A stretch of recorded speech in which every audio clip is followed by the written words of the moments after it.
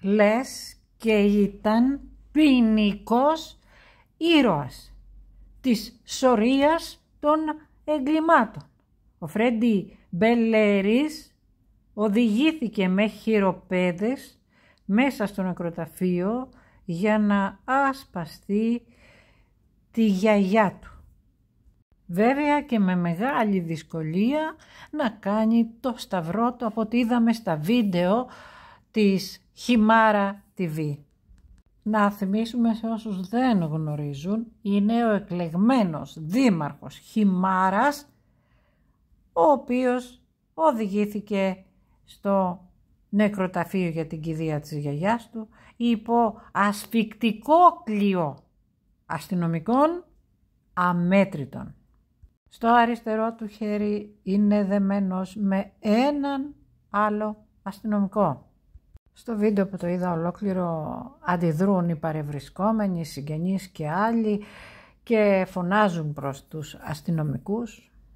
5 μόνο λεπτά ήταν αυτά που προσκύνησε. Βέβαια στην εξώδιο ακολουθία δεν τον άφησαν να συμμετέχει. Ο Λέοναρδος Μπελέρης, ο αδελφός του, που επεσήμανε ότι με δυσκολία έκανε και το σταυρό του, τόνισε ότι η αλβανική νομοθεσία προβλέπει άδεια για 48 ώρες. Η άδεια η οποία δόθηκε στο Φρέντι ήταν 6 ώρες. Δυστυχώς τον άφησαν για 5 λεπτά στο προσκύνημα της σωρού της γιαγιάς. Επεφημήθηκε από τον κόσμο, τον χειροκροτούσαν, φώναζαν το όνομά του, σχεδόν σηκωτός, από ό,τι φαίνεται στο βίντεο, εισήλθε και εξήλθε με δεκάδες αστυνομικούς. Η ελληνική κυβέρνηση ως γνωστό τον έχει αφήσει έκθετο. Τώρα τελευταία κάτι οικούσθη, αλλά ο Ράμα δεν μασάει, ούτε από ανθρώπινα δικαιώματα γνωρίζει εκλεγμένων, γιατί πρέπει να πάρει τα φιλέτα της Βορείας Υπήρου. Βορεια Ήπειρο στην Έμεζον αναγκάστηκα να το μεταφράσω αγγλικά γιατί ελληνικά δεν αναγνωρίζει, το τουρκικά βέβαια το αναγνωρίζει και άλλες τινές γλώσσες. Ανατρέξτε να δείτε γιατί προδόθηκε η Βορεια Ήπειρος, η πρώτη που έπρεπε να λάβει ελευθερία. Γιατί οι Πάπε δεν ήθελαν να γειτνιάζουν με Ορθόδοξους όπως η Ελλάδα.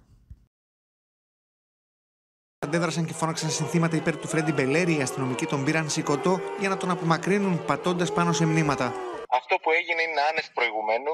Ήρθανε για να προκαλέσουν και κατάφεραν αυτό το πράγμα, να τσαλαπατάνε τα μνήματα. Αυτό επί της ουσίας ήταν μια επίδειξη ισχύως των αλβανικών αρχών.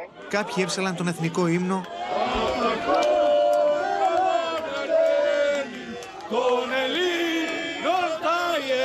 Ενώ δεν έλειψαν και στιγμές μικρής έντασης. Για κρυμμένες ειδήσεις, έγκαιρη και έγκυρη ενημέρωση, εγγράψου, κοινοποίησε να το γνωρίσουν όλοι. Η αλήθεια, πάση θυσία, εδώ.